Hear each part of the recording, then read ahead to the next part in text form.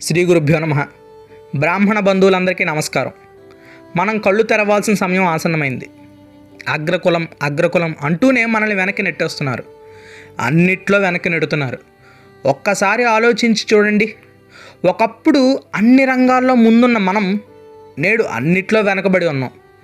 దీనికి కారణం రాజకీయం. అవును, మీరు విన్నది నిజమే. దీనికి కారణం రాజకీయం.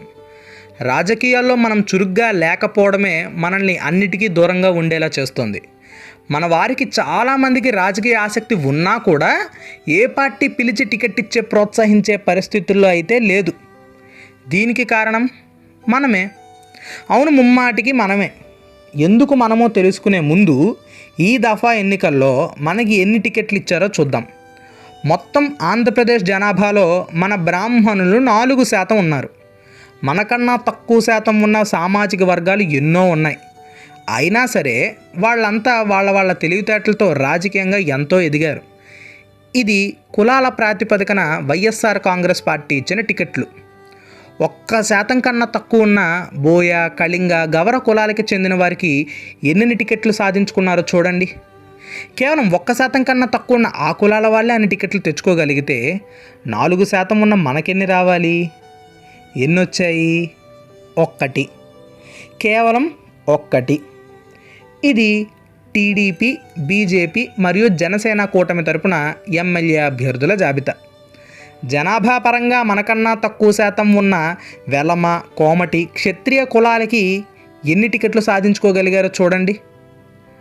4% ఉన్న మన బ్రాహ్మణ కులాలకి 3 పార్టీలు కలిపి ఇచ్చిన ఎమ్మెల్యే టికెట్లు 0. అంటే వాళ్ళకి ఏదో ఇచ్చారని మన బాధ కాదు, లేదా వీళ్ళు ఇవ్వట్లేదని కూడా కాదు. తప్పు మన దగ్గర పట్టుకుని అందరినీ అంటే అలా చెప్పండి. మనకి రాజకీయాల్లో సముచిత స్థానం ఇవ్వకపోవడానికి గల కారణం మనలో ఐక్యత లేకపోవడం. ఎంత కాదు అనుకుంటున్నా సరే ఆంధ్రప్రదేశ్ రాజకీయాల్లో కులం అనేది ఎంత ప్రాముఖ్యమో అందరికీ తెలిసిన విషయమే కదా. అలాంటి చోట ఐక్యత, అందరూ ఒకే మాట మీద నిలబడడం లాంటివి ముఖ్య భూమిక పోషిస్తాయి. కానీ దురదృష్టవశాత్తు మనకు అవి లేవు.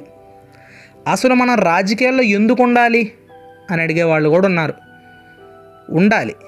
ఎందుకంటే మన గొంతు నలుగురికి వినబడాలి కదా.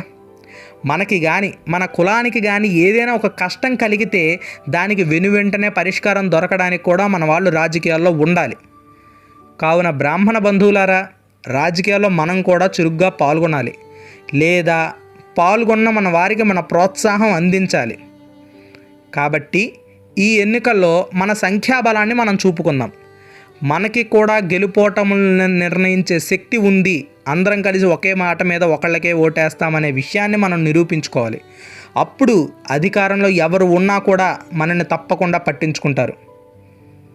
జై హింద్.